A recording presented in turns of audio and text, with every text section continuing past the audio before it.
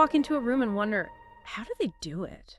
You know, just command everyone's attention like that. Yeah. Some people, right? Like they just walk in with this aura. Exactly.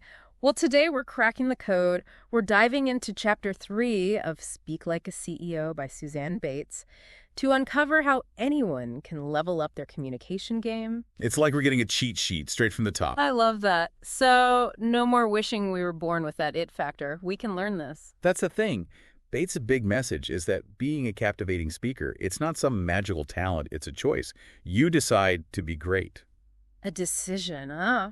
That's oddly empowering. But seriously, everyone starts somewhere, right? Even the best CEOs weren't born giving killer presentations. Right. Even Tiger Woods, at some point, couldn't hit a golf ball if his life depended on it. And Bates quotes Emerson on this. All the great speakers were bad speakers first. Okay, that is inspiring. Everyone starts somewhere. Exactly. Yeah. And what's interesting, Tiger Woods, he actually turned practice into a game. It wasn't just hitting balls all day. It was about challenging himself. Yeah. Made skill building engaging. Okay, so how do we turn, say, public speaking into a game? Because most people I know, they're not exactly lining up for presentations. What if instead of dreading that next presentation, you thought, okay, what can I try this time? How can I make this one mine? Experiment a little. I like that, reframing those situations. So we should be raising our hands for those opportunities instead of hiding in the back. Exactly. In fact, Bates talks about the dangers of saying no too often. She has this story about a CEO who was constantly delegating speaking gigs. The CEO thought it was the safe choice. Yeah, it makes sense, especially with a packed schedule. So what went wrong? So this CEO, brilliant in her field, but always passing on speaking roles, made her seem less capable, less like the authority. Interesting. So even if you're amazing at what you do, if you don't communicate that effectively, people don't necessarily make the connection. Right. And this counts even if you're not a CEO yet. Saying yes to opportunities, presenting in a meeting, speaking up more, huge for your growth. It's like flexing those communication muscles, right? Each time you put yourself out there, you get a little stronger, a little more confident. I love that. Now, another thing Bates emphasizes, asking for help. We have this idea that successful people do it all alone, but it's rarely true. So true. Even superheroes have sidekicks. Exactly. Yeah. And sometimes that means bringing in experts to help you level up. Like Bates tells this story about this financial services executive totally overwhelmed with a big presentation. Finally, she reaches out to a communication coach. Ooh, and did she crush the presentation, land a huge client? Did they become best friends? Okay, I'm getting ahead of myself. Well, you're not wrong. She gave this killer presentation and won the client, all because she wasn't afraid to ask for a little help. That's amazing. I do wonder, though, where's the line between getting help and, becoming reliant on others? How do we find that balance? That's the key, isn't it? Finding that balance, recognizing that asking for help, it's not weak, it's strategic. Even the most successful people, they've had mentors, support systems. Nobody gets there completely alone. It's like two heads are better than one. Right. Especially when you're trying to, reach those big goals. Absolutely. And speaking of goals, Bates talks about stretching our comfort zones. It's like that feeling when you finally level up in a game after weeks of trying. Oh, yeah. That sense of accomplishment. Exactly. Once we get comfortable, though, time to push a little further. That's where the real growth happens. Definitely. Makes you think about those things you've always wanted to try, but were too nervous to actually, Totally. It reminds me of when I first started with this podcast. I mean, I knew nothing about audio editing, interview techniques, promoting a podcast. I was going to say, you wear a lot of hats for this show. I do. It was terrifying, but so exciting. And the more I learned, the more I realized how much I loved the challenge. It became this game of figuring things out, pushing my own limits, And that's the thing, right? It's intimidating to step outside that comfort zone. But the rewards, wow. It's like you discover these talents and passions you never even knew you had. Speaking of uncovering talents, Bates tells the story about a CEO who totally changed his communication style. Instead of boring everyone with data, he starts incorporating storytelling. Yeah. This CEO ran a manufacturing company, realized numbers alone weren't enough to really connect with his employees. Needed something more human. Had to bring that human touch, huh?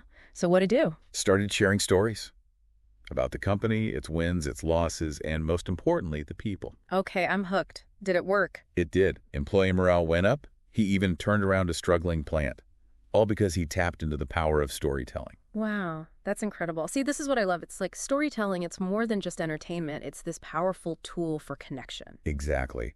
And the best part, everyone's got a story. We've all had those experiences, those challenges, triumphs, even those, learning moments that make us who we are. Okay, that's true. But knowing you have stories and knowing how to tell them, those feel like two different skills. For sure. And Bates actually gives some great advice here. She brings in insights from like actual storytelling experts, how to craft those compelling narratives, even if you don't think you're a natural storyteller. Okay, now you have to share. What's the secret? How do we turn our everyday lives into, like, captivating stories? Well, one powerful technique, focus on the conflict. Think about those moments in your life that really tested you, when you had to overcome something, maybe face some hard truths. Oh, those are definitely memorable. Not always fun to relive, though, so why focus on the tough stuff? Because those moments, as uncomfortable as they can be, they make the best stories. Conflict creates tension, and tension, well, that's what keeps people listening. So finding that balance between being vulnerable but not, like, oversharing, right? Exactly. And it's not about being dramatic for the sake of it. It's about tapping into those raw emotions, those real experiences, and sharing them in a way that resonates. Okay, conflict is key. What else? Another thing, focus on the so what. It's not enough to just tell a story. We got to make sure it have a point. So asking ourselves, why should anyone care about this? What's the takeaway for the listener? Yes. What did you learn? How did it change you? The most mundane thing can become a powerful story if you can connect it to a bigger message. That's a good point. Sometimes the most impactful stories are the ones that remind us that we're all just, figuring it out as we go. Absolutely. And listen, you don't need to wait for like a TED Talk to start using storytelling. Overthink it. Right.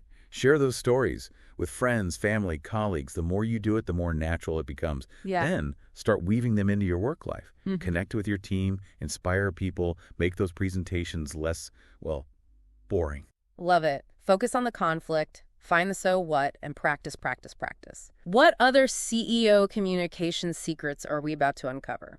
Okay, we've covered storytelling, crafting narratives, finding our voice. What else is there? What's the next level to really unlock that CEO-level communication?